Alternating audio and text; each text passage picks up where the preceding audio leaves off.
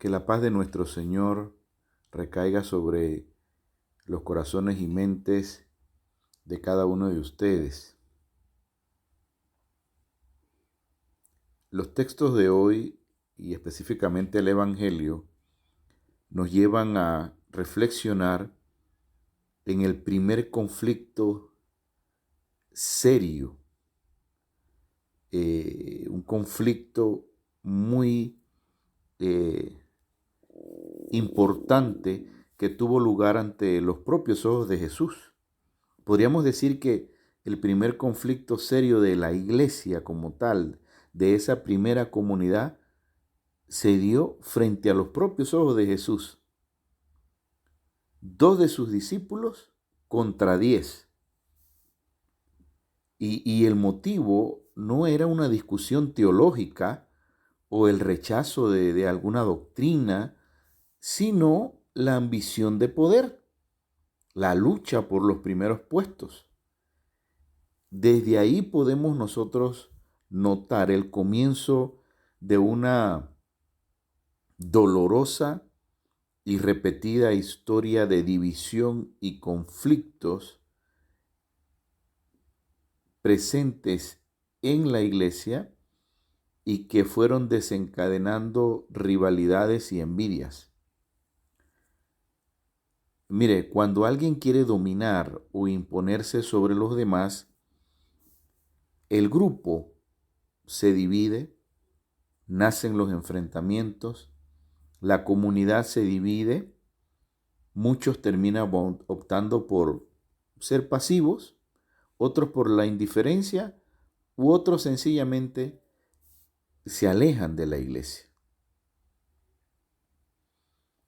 Y precisamente ante esa realidad, Jesús constituyó a los 12 para que fueran el signo de una nueva sociedad en la que fuera eliminada toda deseo o pretensión de dominio y que realmente lo único ambicioso que pudieran tener esa primera comunidad de los 12 era la de servir a los demás.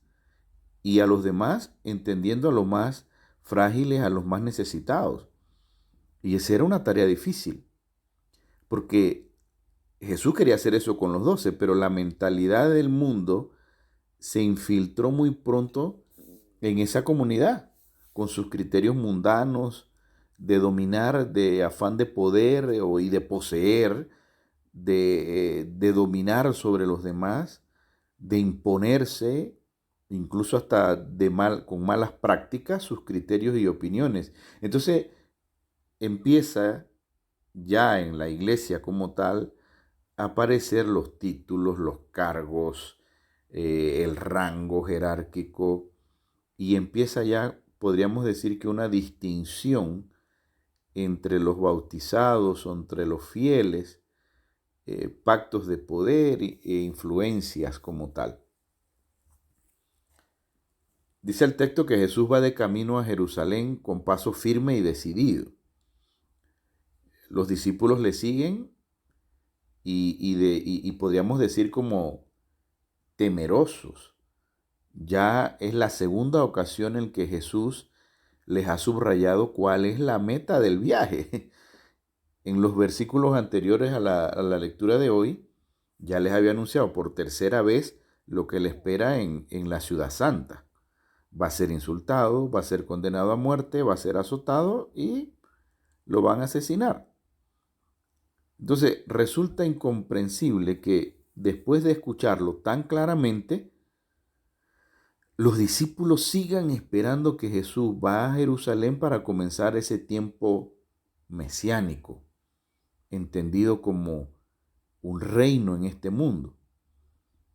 Y la preocupación más bien lo que es lo que va a suceder después. Sus sueños de gloria no se detienen ni siquiera ante la muerte de Jesús. Más bien es el deseo de poder, de reservarse los puestos de honor, lo que ocupa sus mentes y sus corazones. El texto señala a Santiago y a Juan, hijos de Zebedeo, Y dice que se presentan a Jesús y delante de todos los otros, sin ninguna discreción ni disimulo, le dicen, queremos que nos concedas lo que te vamos a solicitar. Y parece que se sintieran con algún derecho, como por encima del resto del grupo para plantear semejante petición. No dicen por favor, sino que queremos que o concédenos como reclamando un derecho. Y aquí podríamos estar ante el hecho de que después del primer anuncio de la pasión de Jesús, en el capítulo 8, Jesús habló del día en que venga con la gloria de su Padre y acompañado de sus santos ángeles. Pareciera ser que el resto del discurso se les olvidó, pero no así la palabra gloria que Jesús había usado exclusivamente en esta ocasión. Y la conectan con la enseñanza de los rabinos, quienes, refiriéndose al Mesías, aseguraban que se sentará en el trono de la gloria para juzgar y a su lado se sentarán los justos. Entonces, Santiago y Juan aspiran a tener ese poder en el cielo y estar en ese selecto grupo de los justos. Algo interesante que hay que resaltar es que cuando surgen entre los discípulos pretensiones de honores, de privilegios, de deseos de los primeros puestos, Jesús nunca, nunca se muestra o se pone comprensivo, condescendiente, no. Más bien se torna duro y severo. No sabes lo que estás pidiendo. Sí que sabes que entre los paganos, los que son tenidos por gobernantes, dominan a las naciones como si fueran sus dueños y los poderosos imponen su autoridad. O sea, los discípulos conocían muy bien cómo ejercen la autoridad los líderes políticos y religiosos, o sea, los rabinos, los escribas, los sacerdotes del templo. Ellos dan órdenes, reclaman privilegios, exigen ser venerados según los protocolos. Había que arrodillarse ante ellos, dirigirse a ellos con los títulos y reverencia correspondiente a la posición y al prestigio de cada uno. Entonces, ¿son estas las autoridades que deben inspirar a los discípulos? Y Jesús le da una orden clara y contundente. No será así entre vosotros. O sea, ninguno de esos liderazgos puede ser tomado como ejemplo. Más bien, el modelo que explica es el esclavo, el del siervo. Ante esta panorámica que Jesús nos muestra hoy, el pueblo de Dios podríamos decir que está constituido por todos los bautizados, por todos los miembros en plena comunión, conexión, llamados a llevar adelante un sacerdocio santo. Entonces, todo creyente, todo discípulo del Señor, sea cual sea su función en la iglesia, el grado que tenga de capacitación, es un sujeto activo que participa en la tarea evangelizadora del mundo. Cualquiera. ¿Ya? Todo bautizado, todo creyente, todo discípulo del Señor, sea cual sea la función que ejerza dentro de la iglesia, sea cual sea su grado de instrucción, de capacitación, de formación, lo que sea que haga, es una persona activa dentro de la tarea misionera del reino de Dios. Aquí no hay títulos, aquí no. Y la iglesia debe poseer la capacidad de discernir los nuevos caminos que el Señor abra para realizar esa tarea. Entonces, por eso hoy nosotros como iglesia debemos estar pensando en una profunda renovación inspirada por la gracia del Espíritu de Dios para realizar esa tarea. No estar pensando en lugares, no estar pensando en ocupar cargos, no estar pensando en privilegios. Más bien es cómo se realiza hoy la iglesia, cómo yo realizo hoy en mi iglesia local el caminar juntos como comunidad de fe. ¿Cómo caminamos juntos? ¿Qué paso nos está indicando el Espíritu Santo para crecer en ese caminar juntos? ¿Ya? La iglesia debe ser esa oportunidad, ese espacio, ese momento eclesial y dar ese lugar al Espíritu Santo para que nos esté indicando cuál es el camino a seguir para asegurar una participación mayor posible de todas las voces, escuchar realmente al pueblo de Dios.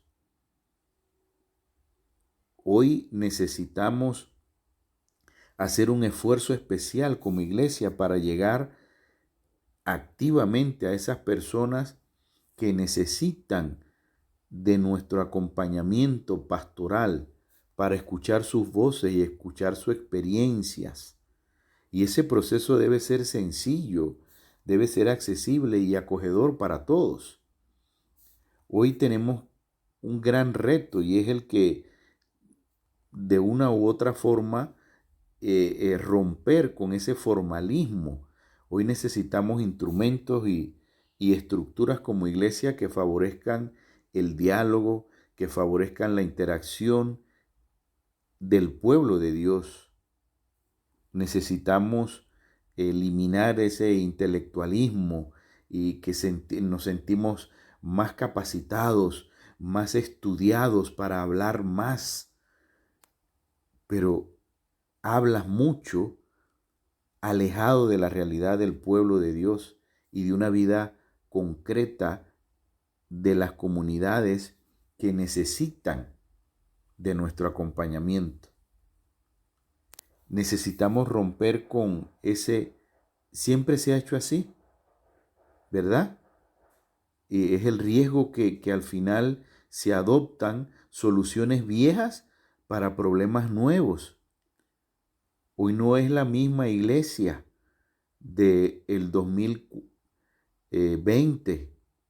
Hoy es la iglesia del 2021 frente a situaciones concretas y reales. Hoy necesitamos adoptar soluciones nuevas para de situaciones conflictivas nuevas, no estar tratando de adoptar soluciones viejas para problemas nuevos. Hermano y hermana, te invito a que vivamos esta ocasión que el Señor nos llama en su Evangelio, una ocasión de encuentro, de escuchar, de reflexionar como un tiempo de gracia, para que nos permita captar al menos esa oportunidad de encaminarnos hacia una iglesia servidora, donde todos nos sintamos en casa, donde todos podamos participar, podamos ser una iglesia que escucha y se deja guiar por el Espíritu Santo en la adoración, en la oración, pero que también escucha a los hermanos, a las hermanas, sus esperanzas, las crisis de fe en las diversas partes en las que tenemos presencia, la necesidad urgente de renovar nuestra vida como seguidores de Cristo, como discípulos, y hacer una vida pastoral con señales que provienen del Espíritu Santo a realidades locales concretas. Eso nos va a llevar, hermano o hermana, a ser una iglesia cercana. Hoy yo te invito al que volvamos siempre al estilo de Jesús, al estilo de la cercanía, al estilo de la compasión y de la ternura. Seamos una iglesia cercana, una iglesia compasiva y tierna, para que podamos establecer mayores lazos de amistad con la sociedad y con el mundo. Una iglesia no se separa de la vida, sino que al contrario se hace cargo de ese frágil, de ese que necesita de nuestro tiempo. Una iglesia que cura heridas, que sana los corazones quebrantados con el poder del Espíritu de Dios. No hay que inventar otra iglesia, es ser la iglesia que Jesús plantea. Hoy te invito a que juntos podamos repasar siempre en esta reflexión, meditar, orar, dialogar, que podamos discernir y aportar lo que nos parezca conveniente y cambiar y convertirnos siempre en esa iglesia servidora y fiel a la sana doctrina presentada por Jesús. Que el Señor te bendiga hoy y siempre, y que su Espíritu nos conceda la oportunidad de ser guiados para hacer de nuestra iglesia hoy una iglesia de servidores, una iglesia que sirve y una iglesia que se preocupa por aquel que está en necesidad de sentir el poder de la palabra de Dios. Que el Señor te bendiga hoy y siempre. Amén.